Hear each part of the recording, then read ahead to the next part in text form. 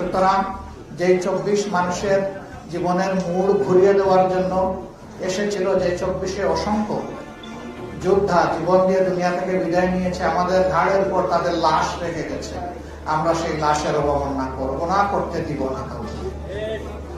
ইতিমধ্যে যে সমস্ত বিষয় আসলে চলে এসেছে সবগুলো আপনারা অবহিত।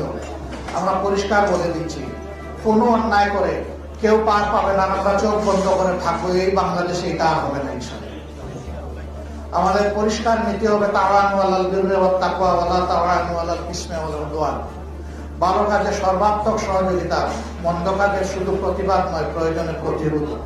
আল্লাহ আমাদেরকে এই তৌফিক দান করুন। এই রমজান মাস সেই শিক্ষাই আমাদেরকে দেয়। কোরআন নাজিলের মাস, বদর যুদ্ধের মাস, মক্কা বিজয়ের মাস। এই মাসে আমরা সেই অঙ্গীকার